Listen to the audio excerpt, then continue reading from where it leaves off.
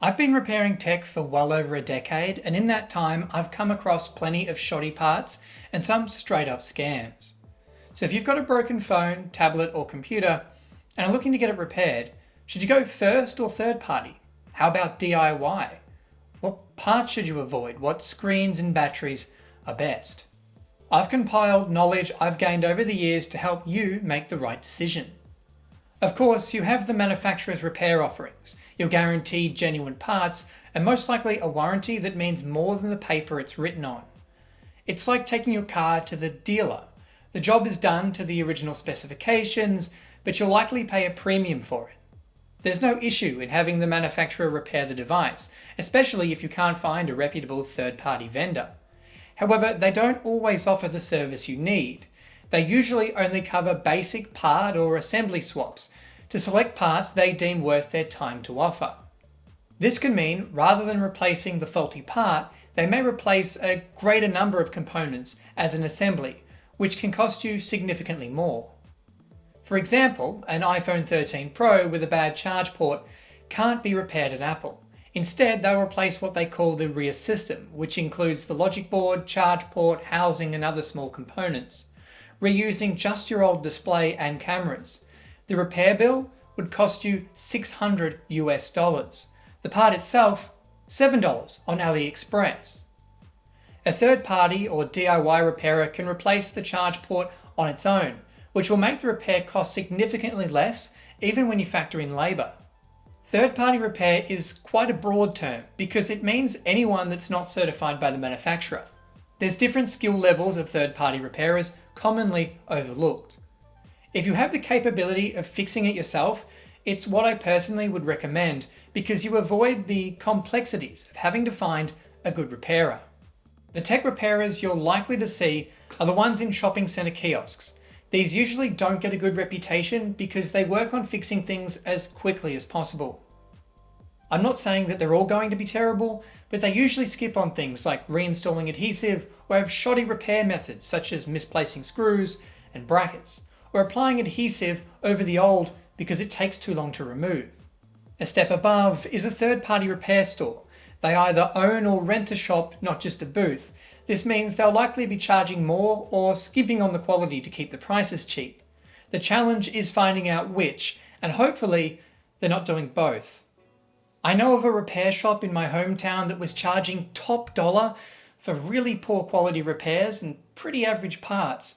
This was back when I was in high school and the iPhone 7 was like the latest phone. I had quite a few people have me re-repair phones after they'd been to this place. I even knew someone who was charged extra after this shop broke the rear glass on a Samsung trying to open it to replace the battery.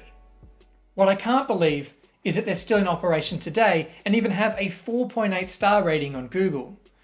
I read the reviews and found someone who seemed as skeptical as I do about some of these reviews. Knowing the quality of their work and parts, I'd say you can't really rely on reviews, because most reviews are left immediately after the service. These people don't know whether the proper adhesive was applied or how long the new part will last. It's only a few months later when the phone comes into contact with liquid will they know if adhesive was applied, or if it stops charging, the battery installed was of poor quality. There was a number of reviews with glowing recommendations but only 1 star.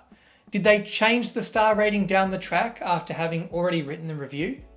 It's possible they've improved since I knew them, but I have my doubts.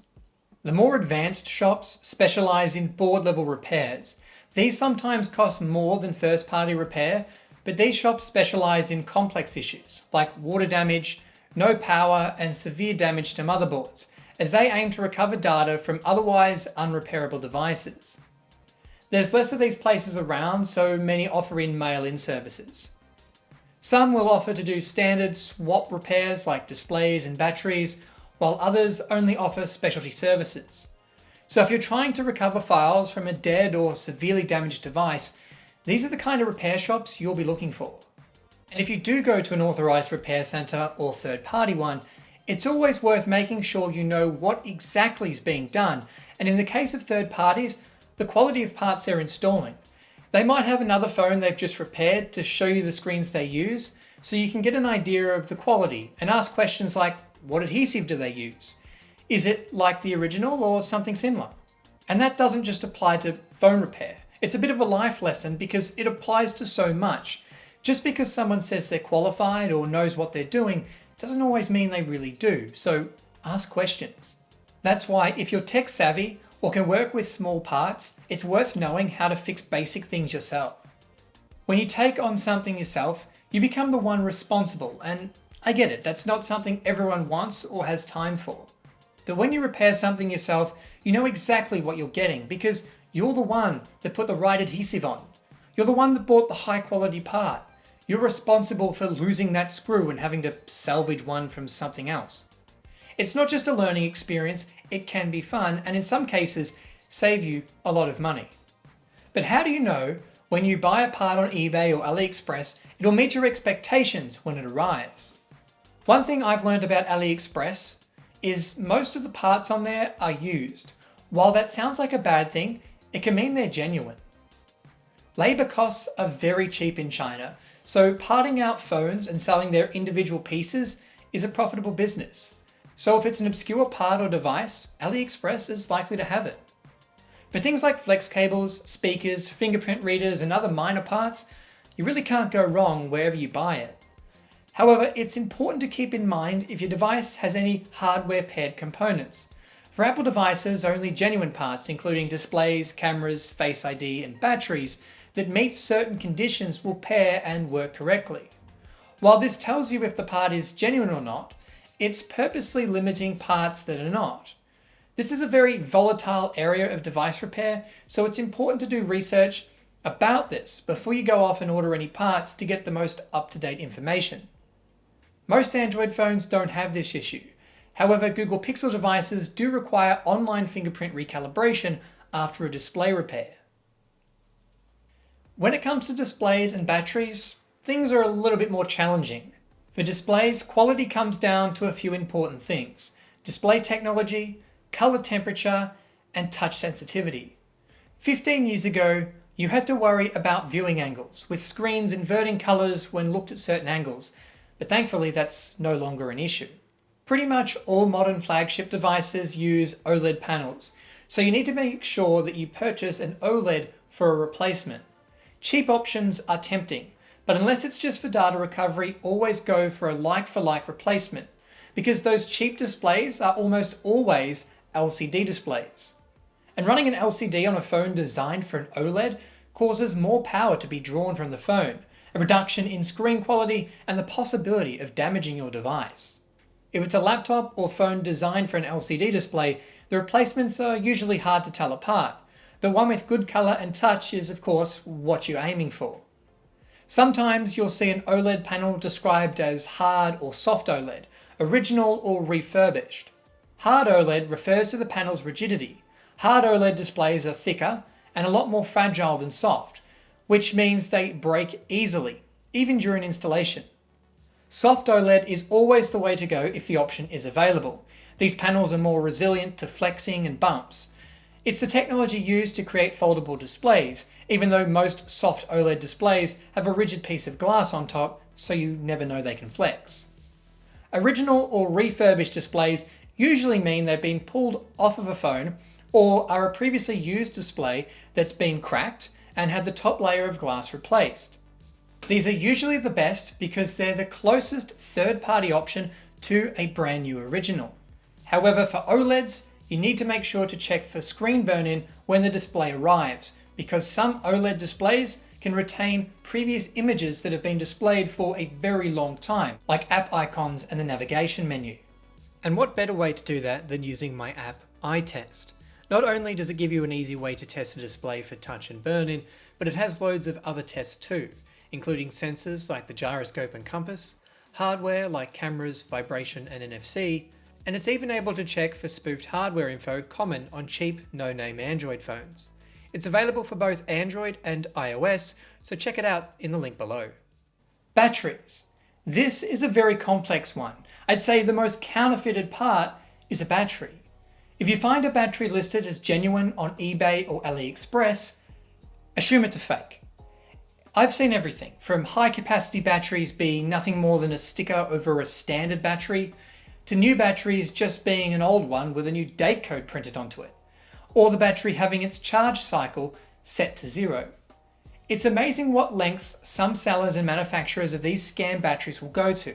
It's one of the reasons I would avoid buying batteries entirely from eBay and AliExpress unless you have no other option. I also wouldn't be paying any attention to the claimed capacities or runtime. This issue is so complex, I created a video about it 6 years ago that I would recommend watching. Since then, some OEMs have started selling replacement parts, including batteries. But like I mentioned earlier, this sometimes still doesn't suit your situation. Apple requires the serial number of the device to even order parts, so you can't stock up. However, a lot of their prices are reasonable, but they sell their MacBook batteries with the top case assembly, again making you replace more than what's necessary to get a new battery. It's why in a lot of cases you have no other option but a third-party battery. In those cases, try and find a replacement from a known third-party manufacturer. Usually these will be sold on a repair reseller's website, more so than eBay or AliExpress. Once you find a local, reputable reseller of repair parts that has a good warranty policy, you can usually gain confidence on what they sell. I just replaced this PSP battery because the one that came in it expanded. The packaging of this eBay replacement would suggest it's a genuine Sony. It's got a PlayStation logo and PSP branding, even a copyright date on the back. But there's no seal on the packet. And just looking at the print quality of both the packet and the battery, I'd say it's definitely a fake. And the old one isn't any better. It claims a capacity of 3,600 milliamp hours, which I can tell you from the size and weight of this battery is utter rubbish. Battery capacity is something commonly faked. A lot of times they hold less charge than the original battery was rated for. When you order a no-name battery from overseas, you have to remember the potential dangers of lithium-ion batteries and the fact that they haven't undergone the testing to ensure they meet your country's product quality standards, if your country has such a thing, which makes this a very buyer beware situation. However, in all the years of repairing and fitting replacement batteries, I've never had one go up in flames. However, I've had plenty expand, the most common seemingly the generic no-name batteries, which really isn't a surprise. I've also had a few that shut off randomly, but that's more common in laptop batteries where the system is drawing a lot more current than a phone would, so poor battery quality shows itself pretty quickly. Your best bet is a genuine battery replacement if it's offered as either a service or a replacement part direct from the manufacturer. But failing that, try and find a branded battery from a decent third-party manufacturer and avoid so-called genuine batteries on online marketplaces. In the end, what option you take depends on each situation and the value of the item you're having repaired. You're not going to spend $600 having an iPhone 13 Pro Max back glass repaired at Apple, but you might spend $89 having them replace the battery. And get a third-party repairer to use a laser to separate the back glass and replace it for significantly cheaper. Or have them recover data from a badly damaged phone that the manufacturer wouldn't be capable of doing. This is why, even though not all third-party repair is done right, it's still a vital service because you can't always rely on the manufacturer to fix everything. And on that note, this has been a Hugh Jeffries video. If you like what you saw, consider subscribing and check out the playlist for tech that's not what it seems. And if you're looking for any used devices, be sure to check out my online store, link for which is down in the description. That's all for this video, and I'll catch you guys next time.